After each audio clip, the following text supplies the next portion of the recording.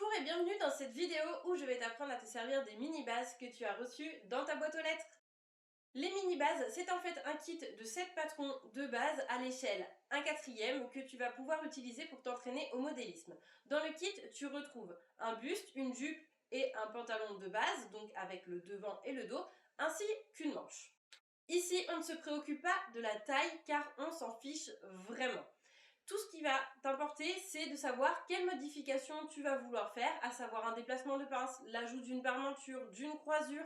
Si tu veux faire une robe, donc relier le buste à la jupe, comment tu vas t'y prendre, où tu vas mettre une fente, à quoi tu vas devoir penser, quelles sont les découpes, les pivots que tu vas devoir faire et les ajustements par rapport au modèle que tu souhaites réaliser. Acquérir toutes ces compétences vont te permettre de développer ta créativité. Tu pourras utiliser les mini-bases pour n'importe quel tuto de livre ou un de tes professeurs préférés. Avec les mini-bases, tu vas économiser du papier parce que tu vas pouvoir t'entraîner sur des feuilles A4, mais aussi de l'espace puisque tu vas pouvoir t'entraîner tout simplement devant la télé le soir ou dans un petit coin de ton salon en buvant ton thé. Pas besoin d'empiéter sur l'espace vital de ton conjoint ou de tes enfants, voire même celui de ton chat.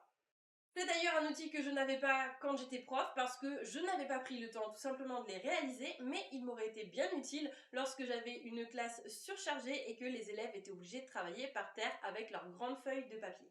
J'ai réalisé les impressions sur un papier de 100 grammes et réalisé les découpes sur une machine pour plus de précision, ce qui te permettra d'utiliser ces bases à l'infini parce qu'elles sont assez rigides pour pouvoir se conserver dans un bon état.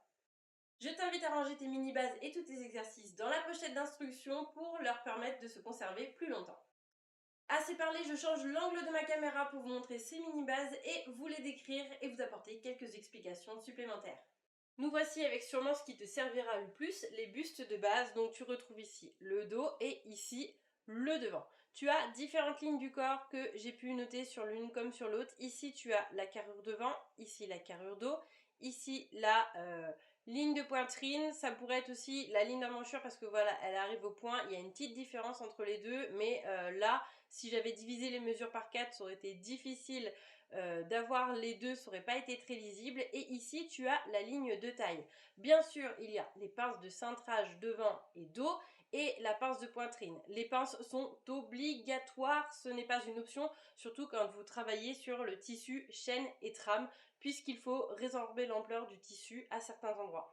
Vous avez une pince cachée ici puisqu'elle est comprise dans le galbe de taille, sinon la ligne serait toute droite. La pince d'épaule qui est ici, vous allez pouvoir, en vous entraînant, la déplacer, soit dans l'emmanchure, au côté, à l'encolure, sur le milieu devant ou tout simplement remettre l'ampleur dans la pince de cintrage qui est ici. Voilà pour les devants. Voilà maintenant pour la jupe de base, donc son dos et son devant. Vous avez la taille qui est ici avec une courbe retravaillée, la ligne de hanche et enfin la ligne de bassin juste ici. J'ai fait une hauteur de jupe de 60 cm, donc vous pourrez retrouver ça si vous faites vos petits calculs en divisant par 4. Bien évidemment, ça arrive à peu près au genou, ce sera à vous de voir de combien vous voulez réduire ou pas vos bases. De toute façon, encore une fois, ce n'est pas forcément la taille qui compte.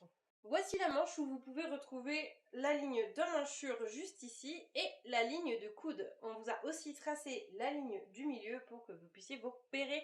Vous avez deux crans, ici la carrure dos, ici la carrure devant et une tête de manche sur laquelle j'ai essayé de respecter les platitudes. Alors je vous avoue qu'à l'échelle divisée par 4, eh ben, ça se voit beaucoup moins que sur le patron réel, mais elles sont là.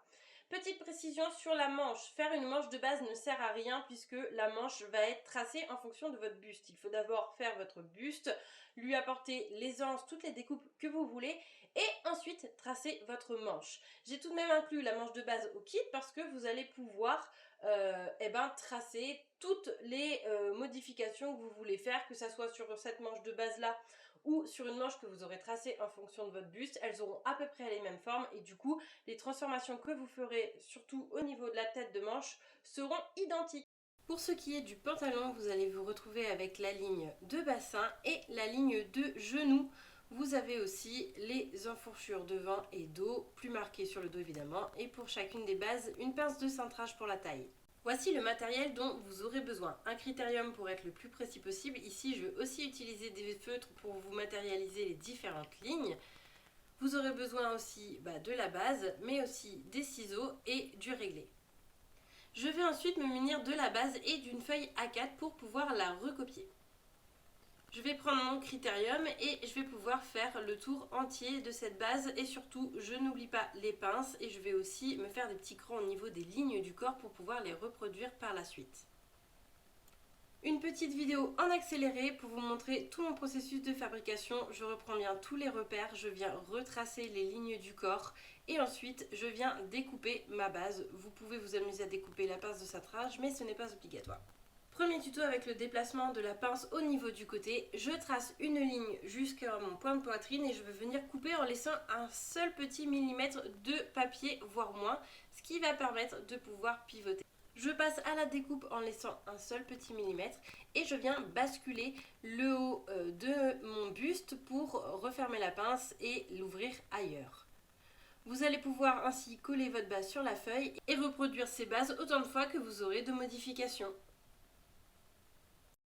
Cette vidéo est maintenant terminée, j'espère qu'elle vous a plu, que vous avez retrouvé les instructions dont vous avez besoin. N'hésitez pas à m'écrire si vous avez toute question à oran@indesiu.fr ou sur Instagram à inde.siu. On se retrouve pour de futurs projets, de futurs produits ou tout simplement dans ma boîte mail. A très vite!